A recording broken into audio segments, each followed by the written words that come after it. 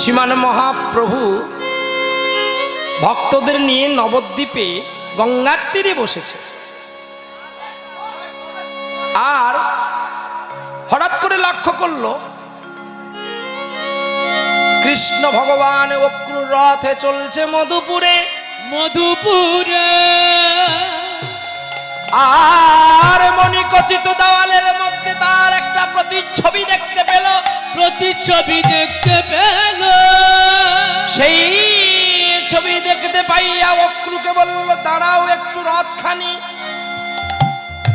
আমি ছুটে যাই একবার দেখি ওই রূপখানি।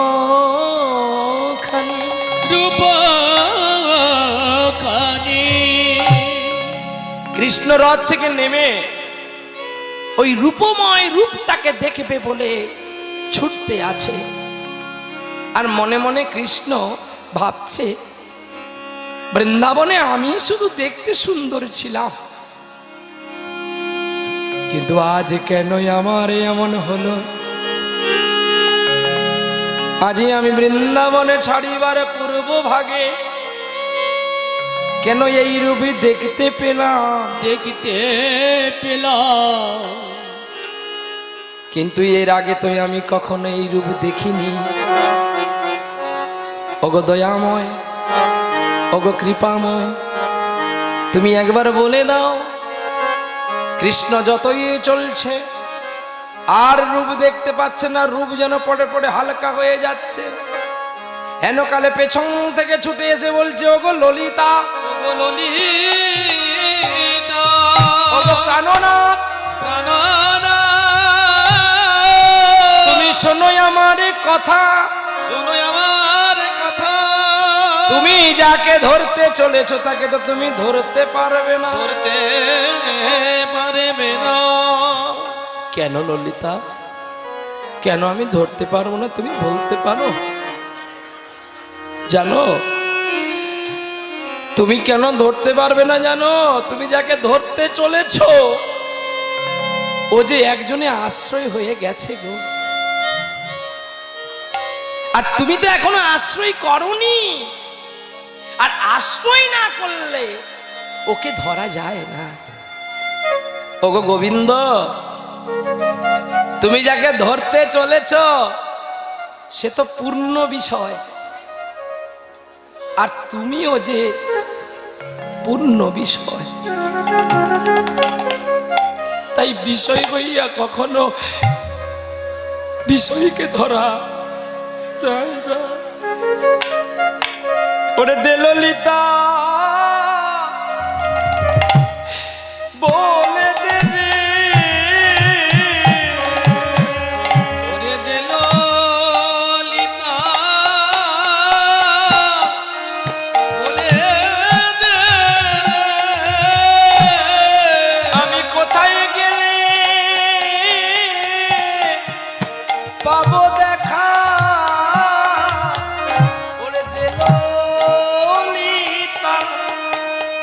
আমায় বলে দে রে, আমি কোথায় গেলে পাবো ললিতা? দে দে আমায় বলে দে রে। ওগো ললিতা, তুই আমায় বলে দে না। তবে তুমি যদি তাকে ধরবে, আসো, তার কাছে আশ্রয় না করলে তাকে পাওয়া যাবে না। ললিতা রথ থেকে নামিয়ে কৃষ্ণকে নিয়ে গেছে রাধার কুঞ্জে। যেই রাধাকে ছেড়ে আমার গোবিন্দ পালিয়ে গিয়েছিল। আরে রাধা রানী তো ঘুমটা দিয়ে বসে আছে। আর গোবিন্দ গিয়ে কি বলছে জানো? ওগো দাও গো তোমার একটু চরণ তুরি, দাও গো তোমার একটু চরণ তুরি, তোমার যুগল চরণ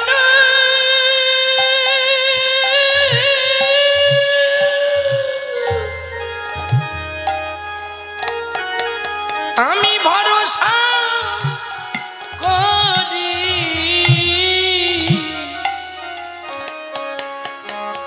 দাও গো আমায় তোমার যুগল চরণ তোরে, তোমার যুগল চরণ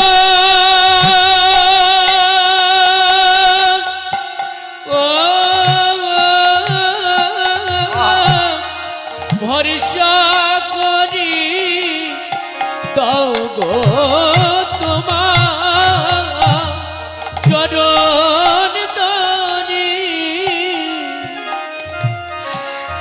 ছুটে গিয়ে রাধারানীর চরণ জড়িয়ে ধরেছে কে জানো? প্রাণবল্লভ জগৎ পিতা। রাধারানী কেঁদে উঠে বলছে, তুমি একই করলে আবার প্রাণটা? আমি তোমার কাছে চিরদিনের জন্য চাইব না, আমি তোমার কাছে চিরকালের জন্য চাইব না, চাইব না। যদি এক মুহূর্তের মধ্যে আমি ওকে পাই আমার নরজন আবার ধন্য হবে, আমার নরজন ধন্য হবে। আমার মনের চিতাবে জ্বালাই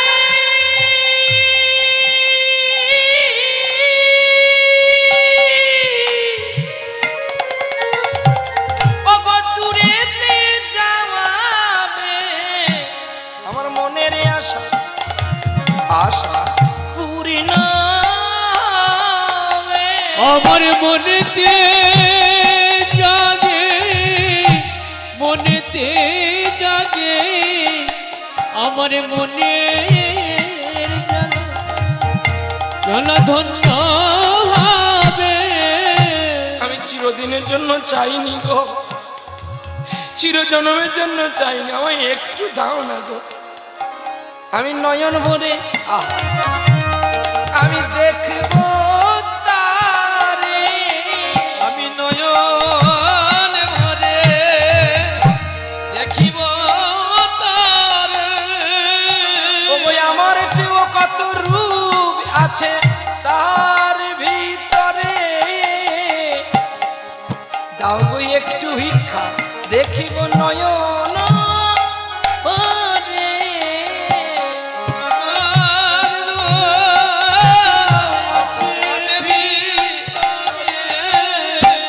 আমার একটু ভিক্ষা দাও গো তারে।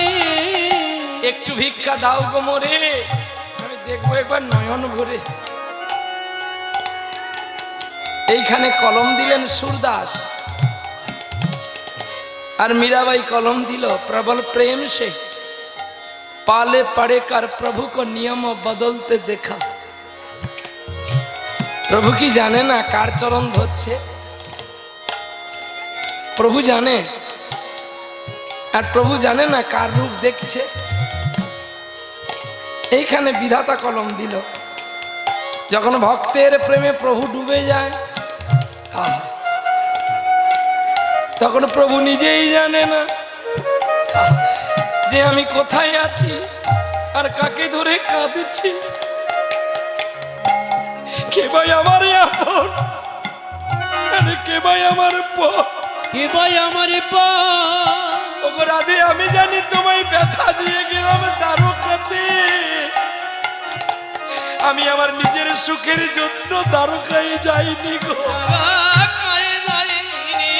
আমি যে তোমার পুত্র বধূদের কথা দিয়েছিলাম সত্য যুগেতে, তাদের মনে রাখিব, তাদের মনে রাখিব, তাদের মনে রাখিব, মনে রাখিব। তাই তো দ্বারকাতে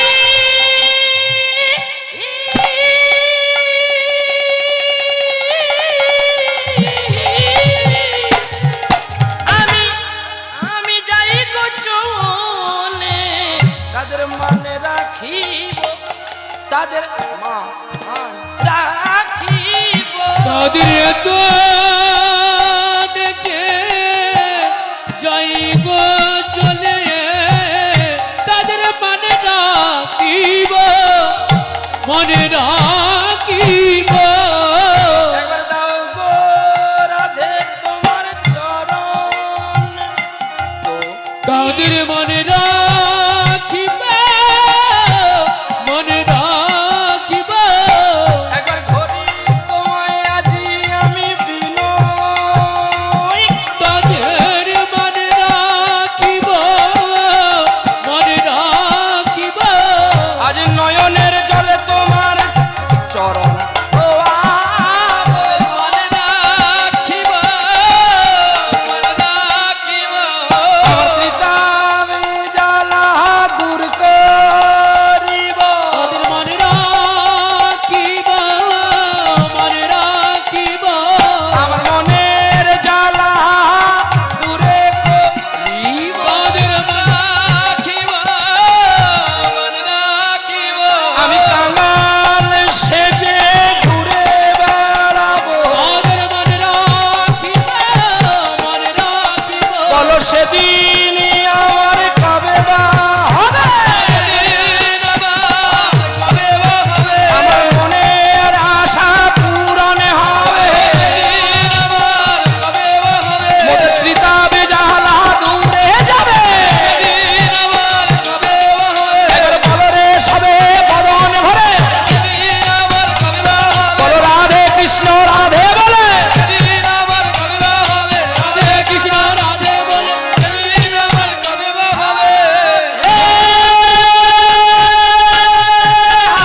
রাধে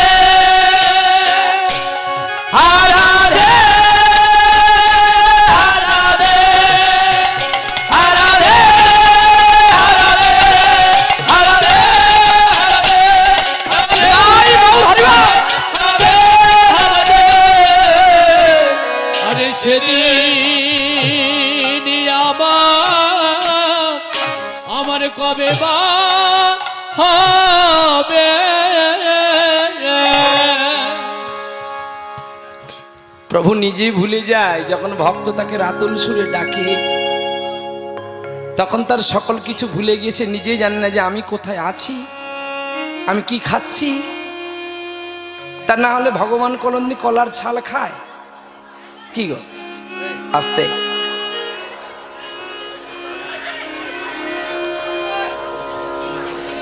এখানে আয় না বসবি পাগলি মেয়ে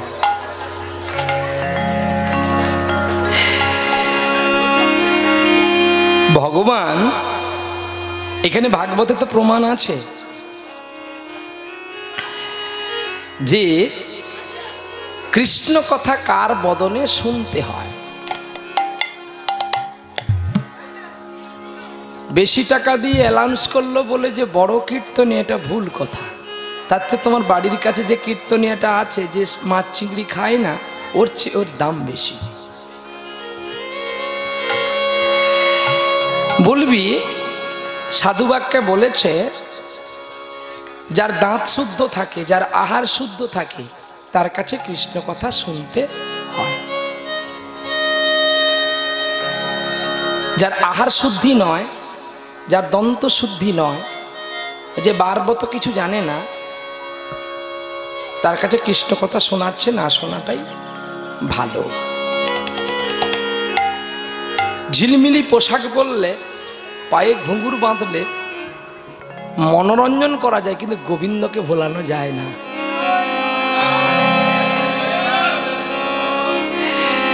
দেখেন না অনেকে ঝুমুর টুমুর বেঁধে দিয়ে লিপস্টিক টিক লাগিয়ে বাবা কত কিছু করে কিন্তু আসল স্টিকটা কি তোর ঝরে যে স্টিক দেখলে গোবিন্দ বৈকুণ্ঠ থেকে ছুটে আসবে নাং তৃষ্ণামি বৈকুণ্ঠে যোগিনাং হৃদয়ং নচ মত ভক্ত যত্র গায়ন্তি তত্র তিষ্ঠামি হে নারদ নারদ আমি বৈকুণ্ঠ ছেড়ে চকশিমূলেই ছুটে যাই কেন জানো সেখানে ভক্তরা যে আমাকে চোখের জল দিয়ে ডাকে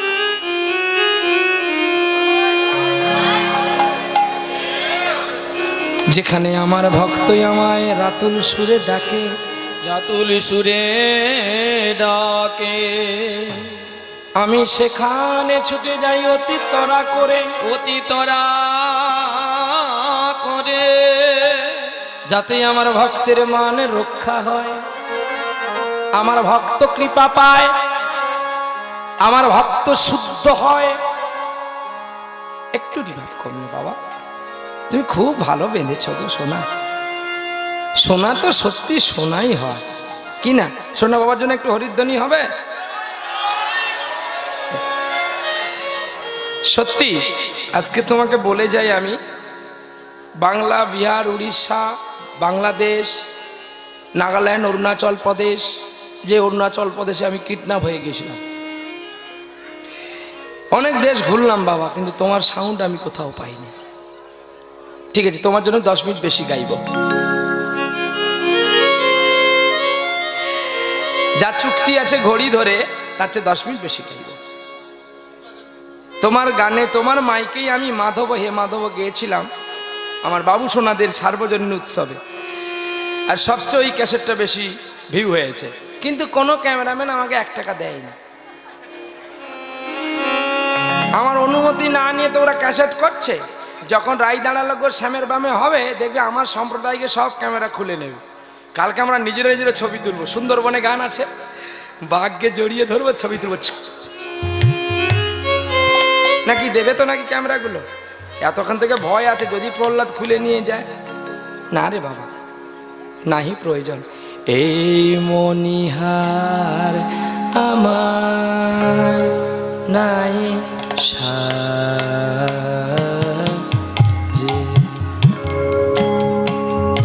এই মনিহার আমার নাই সাজে, ছিঁড়তে গেলে লাগে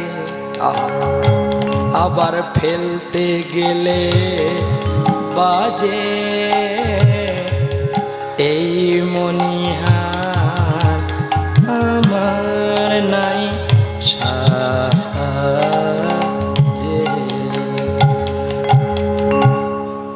এই মনিহার আমার নাই সাজে। বাবা, আমি বড় টাকার মানুষ হতে চাইনি। আমি গোবিন্দকে বলেছি, তুমি আমায় বড় গুণের মানুষ করাও, বড় গুণের ভক্ত করাও। যেদিন আমি থাকবো না, ভক্ত যেন আমার কথা বলতে বলতে, তোমার কথা অনুসরণ করতে করতে তাদের জীবন বায়ুটা যেন বৈকুণ্ঠে প্রকাশিত হয়।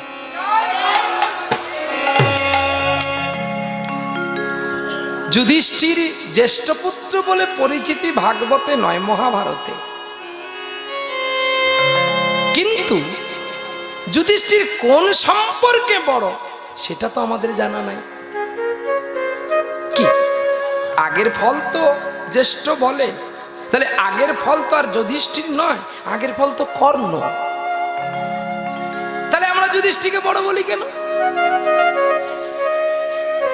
কি নাকি ভুল বললাম? তাহলে এর জন্য দায়ী কে? মা। তাহলে মা জানে এ সন্তানটা কার ঔরসে, বাবা কিন্তু জানে না। বাবা মায়ের কাছে যেতে হয়ে গিয়েছে, কিন্তু তার আগে যে মা কার ঔরসে সন্তান সৃষ্টি করেছে সেটা একমাত্র জননী জানে। এই জন্য বলে জননী জন্মভূমিষ্ঠ স্বর্গাদপি করিয়সি। মা, তোমার এই অঞ্চলটা স্বর্গের চেয়েও বড়। তাই তুমি অঞ্চল দিয়ে যদি আমাদের বদনখানা মুছে দাও, আমার ত্রিতাপ জ্বালা যেন দূরে চলে যায়। সত্যি আমি বৎসরে একটা দিন আর একটা রাত পাই, যে রাতটা আমার কাছে অমৃতের চেয়ে বড়, যেটা হলো সরস্বতী পুজো। ওদিন তো মায়ের কাছেই থাকি। অনেকে ফোন করে, আমি ওদিন কোনোদিন ফোনটা হাতে করি না, শুধু মাকে জড়িয়ে ধরি, কাঁদি, বলি মা আবার কি তোর গর্ভে আসবো আমি? তোর পবিত্র গর্ভে আমার মতো একটা নোংরা জানোয়ারকে তুই জন্ম করেছিলিস মা। জগৎবাসীকে শিক্ষা দিই, তোদের দুটো সময় মতো আমি খেতে দিতে পারি না। ঐশ্বর্য বিষয় বৈভব যা আছে তোরাই নে, আমার প্রয়োজন নেই রে মা। যদি কষ্ট হয় আমার আশ্রমে পালিয়ে আয় মা, তোদের জন্য না হয় আমি নতুন করে আবার মন্দির করব, ঘর করব। তবে লোকের কাছে ভিক্ষা চেয়েছে, মায়ের জন্য যদি, বাবার জন্য যদি, অন্ধ মুনির পুত্র সিন্ধু যদি ভিক্ষা চাইতে পারে, আমি কি পারবো না? ভিক্ষা চাইলে মানুষ নাহি ফিরায়, তোমার দুয়ারে হাত পাতিলে ফিরাবে কি? ফিরাবে কি তুমি তাই? কবি নজরুল ইসলাম গেয়ে গেল না, হে গোবিন্দ রাখো চরণে, মোরা তব চরণে শরণাগত, আশ্রয় দাও আশ্রিতহীনে। তাই ভক্ত, কৃষ্ণ যখন ভক্তের প্রেমে ডুবে গেছে, কৃষ্ণ নিজেই জানে না যে আমি যে আমার প্রতিচ্ছবি দেখে পাগল। প্রবল প্রেম সে পালে পারে কার, প্রভু কো নিয়ম বদলতে দেখা। ভক্ত রাতুল সুরে ডাকলে ভগবান তার নিজের পথগুলো গুলিয়ে দিয়ে ভক্তের পথেই চলতে থাকে। তা না হলে দুর্যোধনের রাজ বৈভবে খেতে যাওয়ার কথা কেন বিদুরের ঘরে চলে গেল কৃষ্ণ? আবার গেল তো গেল, কলার ছাল খেয়েছিল, কলা না। তাহলে কতটা পাগল হয়েছে ভক্তের প্রেমে। তখন রাধারানী বলছে, ওগো প্রাণনাথ, তুমি তো আমার প্রাণনাথ, তুমি কোথায় যাবে? এ কি রাধে তুমি? রাধে গো, তোমার কাছে আমি কোনোদিন আর কিছু চাইব না, চাইব না। আজকে একটি বারের মতো তুমি ওই মানুষটাকে আমায় তুমি ভিক্ষা দাও, আমি এক মুহূর্তের মতো তাকে দেখব আর তাকে জড়িয়ে ধরবো আর আদর করে বলবো, তুমি এত রূপ কোথায় পেয়েছো, কোথায় পেয়েছো? তখনই রাধারানী কেঁদে কেঁদে বলছো, ওগো রাধে, ওগো আমার প্রাণনাথ রাধে, তুমি কি জানো না ওই রূপটা কে? ওই রূপটা কে? বধূ গে, কি আর বলিব আমি বধূ, কি আর বলিব আমি, কি আর বলিব আমি। ওগো জীবনে জীবনে জন্মে মরণে, জীবনে জীবনে মরণে মরণে, জীবনে জীবনে জন্মে মরণে, জীবনে জীবন জীবনে জন্মে মরণে, প্রাণনাথ হয় তুমি বধূ হে, কি আর বলিব আমি, কি আর বলিব আমি। রাধারানী গোবিন্দকে চরণ জড়িয়ে ধরে বলছে, তুমি আমার প্রাণনাথ। আবার রাধারানী দুটো চরণ জড়িয়ে ধরে কৃষ্ণ কেঁদে কেঁদে বলছে, তুমি আমার প্রাণনাথ, তুমি আমার প্রাণনাথ।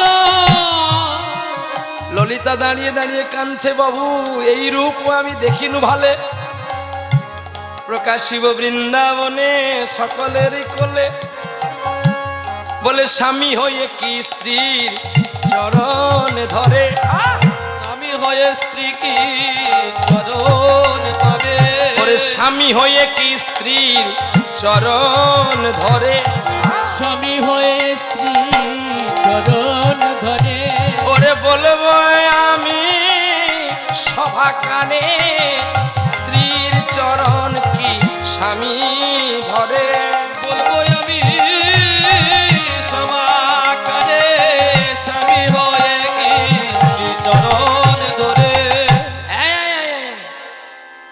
আপনারা এখনই উঠে দাঁড়িয়ে বলবেন, বাবা রাধারানী তো তার মামি হয়, ও কি করে তার স্বামী হলো? কি তাহলে মামি আর কৃষ্ণ তার ভাগনা?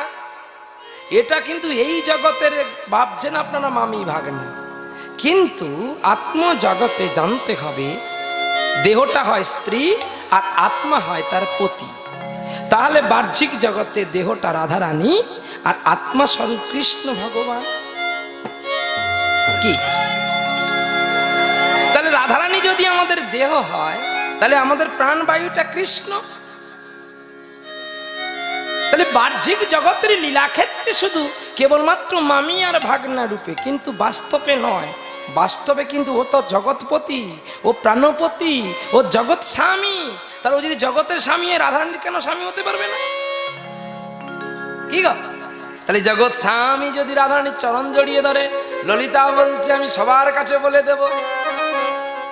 তখন ললিতাকে বলছে, ললিতা তুমি কাগজ আর পেন নিয়ে এসে আগে লিখে নাও আর আগে এঁকে নাও। আমি কেমন করে রাধার চরণ ধরবো জানো?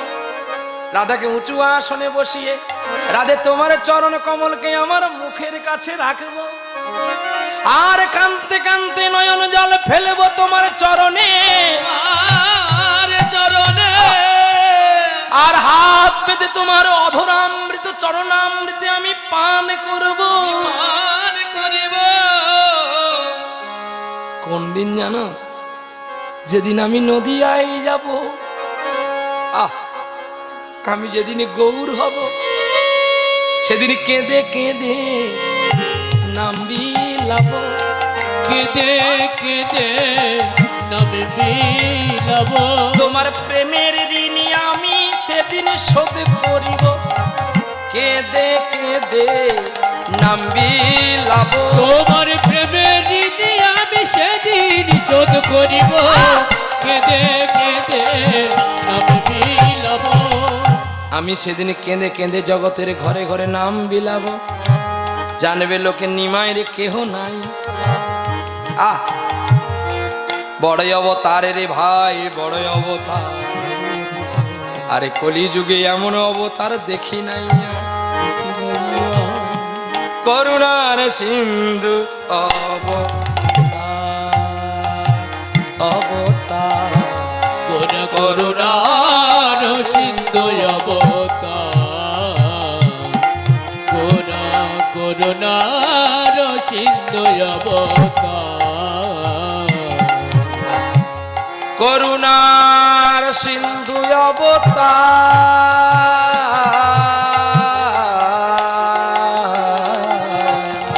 করুণার সিন্ধু অবতার, করুণার সিন্ধু অবতার, অবতার, করুণার সিন্ধু অবতার। গোরায়া